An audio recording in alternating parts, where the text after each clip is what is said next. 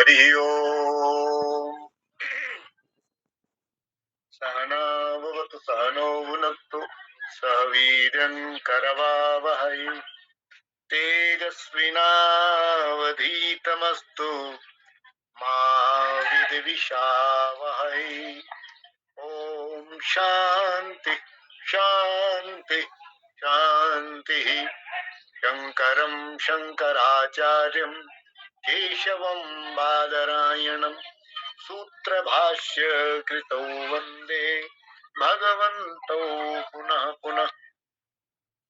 ईश्वरो गुरुरात्मेति मूर्तिभेद विभागिने व्योमवद्व्याप्तदेहाय दक्षिणामूर्तये नमः।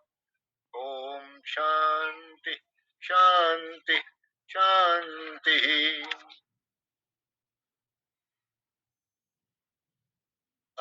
अविद्यानाशिनी विद्या विद्या विद्या विवर्धिनी ब्रह्म विद्या समा विद्या नास्ति नास्ति कदाचन।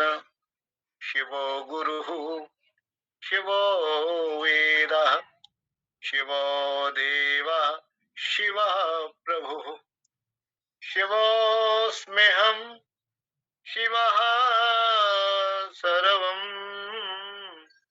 शिवादन्यं न किञ्चन शिवादन्यं न किञ्चन। श्रीराम जय जय राम। श्रीराम जय जय राम। श्रीराम जय जय राम। श्रीराम जय जय राम। जय जय विपति हरण हनुमान। जय जय विपति हरण हनुमान। श्री राम जय जय राम। श्री राम जय जय राम। जय जय विपति हरण हनुमान। जय जय विपति हरण हनुमान। सच्चिदानंद भगवान की जय। सद्गुरुदेव भगवान की जय। सनातन धर्म की जय। नमः पार्वती पतये हर हर महादेव।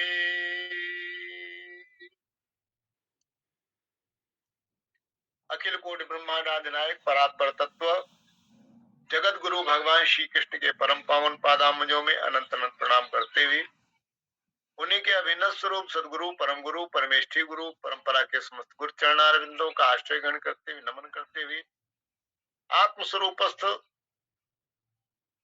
भगवत भक्त सज्जन वृंद भक्ति स्वरूप पावात्सल हृदय मात वृंद भगवान की परम पावनी कथा इस ऑनलाइन मंच पर श्रवण करने के लिए सभी भक्तों के अंतःकरण में स्वयं प्रभु सच्चिदानंद घन स्वरूप से विराजमान होकर के उनके हृदय के अज्ञान अंधकार को निवृत्त करके अपनी परम पावनी प्रकाशमयी आनंदमयी भक्ति प्रदान करते हैं। ऐसे प्रभु को हम आप सभी लोग मिलकर के उदारता पूर्वक हृदय से नमन करते हैं, प्रणाम करते हैं, नमस्कार करते हैं। सज्जनों, आप कल श्रवण कर रहे थे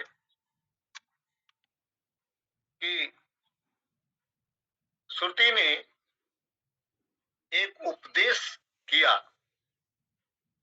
कि संभूति और असंभूति। संभूति माने जिसके द्वारा ये सब जगत। हरिओम हरिओम हरिओम हरिओम। लाइट चली गई थी हमारे यहाँ। अच्छा, लाइट चली गई थी, वाह। हाँ। चलो ठीक है, अपना विषय पूरा कर लो, हमने अभी चालू नहीं किया। अच्छा, तो ये बात हमारी है कि हमको ये बात समझ लेनी है कि शरीर अलग है और मैं आत्मा अलग हूँ।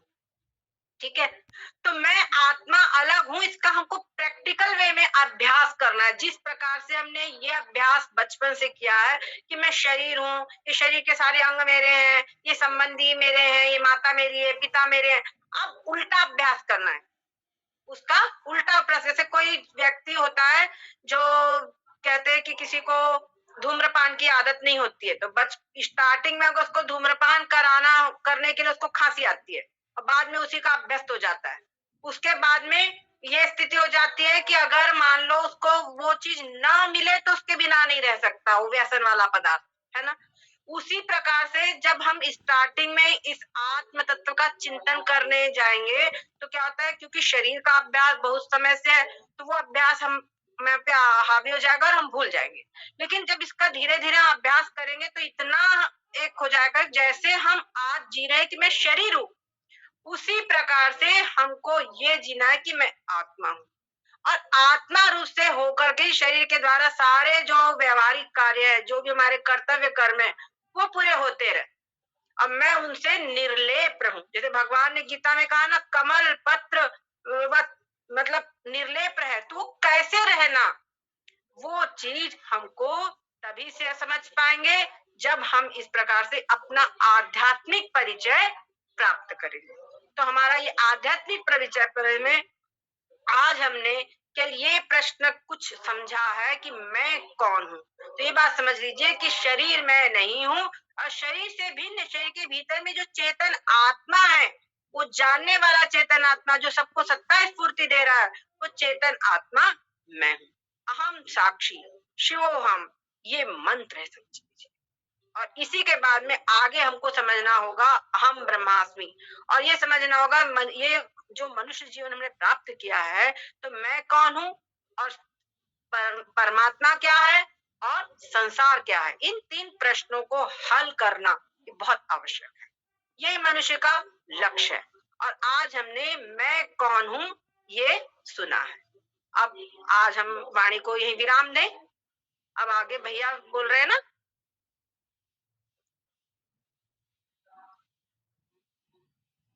हेलो, हाँ, कह रहा हाँ हूँ अब आप बोल रहे हैं ना। आपका विषय पूरा हो गया तो मैं बोल देता हूँ। हाँ हाँ, अभी का विषय मेरा मैं कौन हूँ ये तो पूरा हो ही गया है। और यदि आपको आपका पूरा करना हो अभी कुछ शेष तो पूरा कर लो।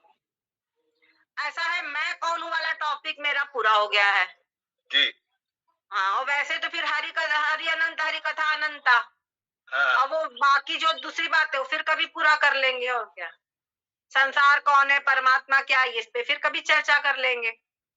अब थोड़ा सा हाँ ठीक है, ठीक ठीक ठीक। मेरे भी दो तीन मंत्र रहे हैं, हाँ उनको पूरा कर देता हूँ, फिर ये ईसावासित पूरी हो जाएगी। अच्छा और फिर महाराज जी का जो दांत में दर्द था वो कैसा है, हम भक्तों से पूछेंगे। हाँ हाँ जैसी कुछ स्थिति होगी वैसा फिर चलता रहेगा। ठीक है। जब तक महाराज जी स्वस्थ नहीं हो जाते हैं तब तक हम प्रयत्न करेंगे कि सुनाते रहेंगे। हाँ सही बात है, ये हाँ? अच्छा लगा मेरे को भी। मेन बात क्या है कि आज अध्यात्म विद्या अगर हम बोले तो अध्यात्म विद्या को कुछ समझने वाले नहीं है। अगर वो समझने वाले नहीं है तो हमारा एक चिंतन तत्कथनम होता है ना, तो कथनम वो श्रवण, हमारी जो कीर्तन भक्ति है उससे हम भी वंचित रह जाते हैं।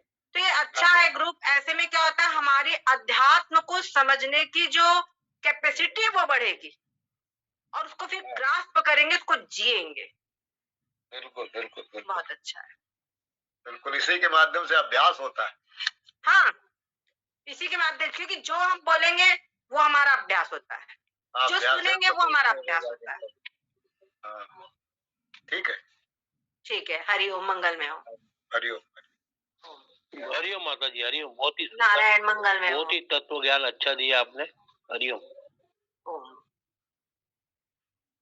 तो कल आप श्रवण कर रहे थे, संभूतिम च विनाशम च यस्तद् वेदो भयम सह विनाशेन मृत्युम तीर्था संभूत्यात् अमृत अमृत अस्मृते। अच्छा, यही था ना। ठीक बात।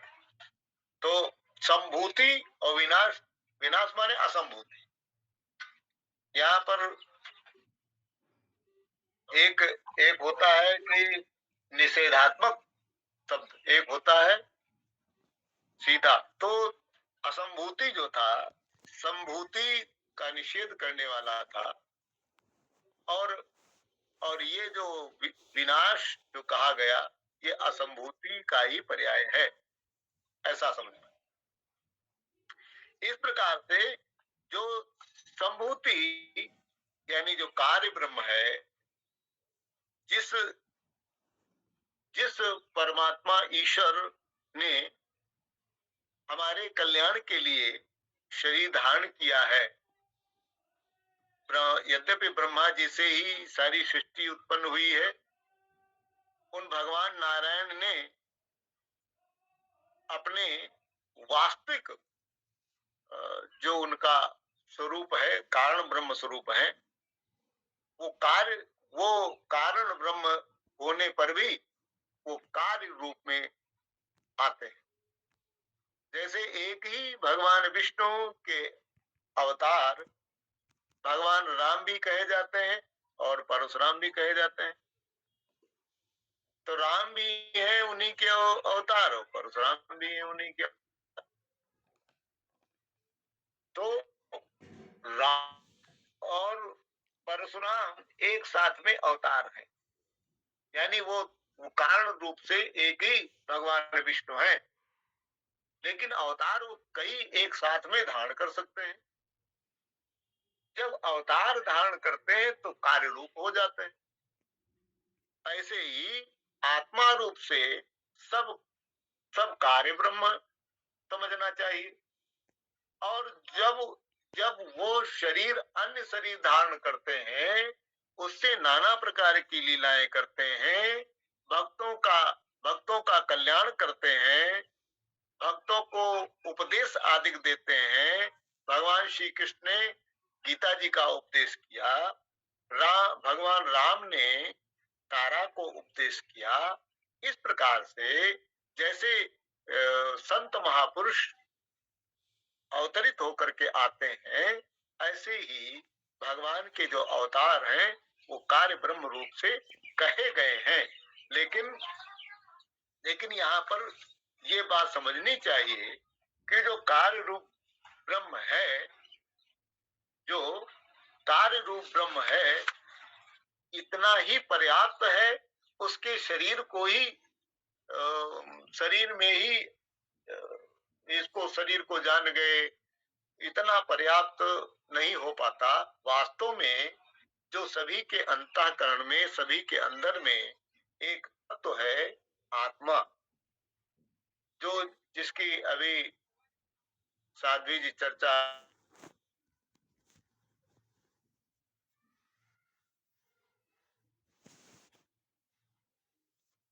है वो, लेकिन लेकिन ये साक्षी एक ही है और साक्षी बहुत सारे हैं। तो शरीर बहुत सारे हैं, तो शरीर बहुत सारे हैं, इसमें चेतन आत्मा जो साक्षी है वो एक ही है। वही सबका कारण का भी वो महाकारण है। इसलिए काल का भी महाकाल भगवान शिव को कहा जाता है, कालों के भी काल। तो इन दोनों के भेद को समझना चाहिए, और भेद को जब समझ लेंगे यानी उसके तह तक जाएंगे, उसकी वास्तविकता को समझ लेंगे। तो वास्तविकता को जब समझ लिया तो जो विनाशशील पदार्थ आदि हैं, मां माने नहीं या माने जो वास्तव में है नहीं, उसका कार्य रूप जो संसार और शरीर है वो कैसे हो सकता है, यानी अन हुआ सा ही है। इसलिए वो अन हुआ भी हुआ जो प्रतीत होता है, वो विनाश के नाम से कहा जाता है। विनाशशील शरीर और पदार्थ आदि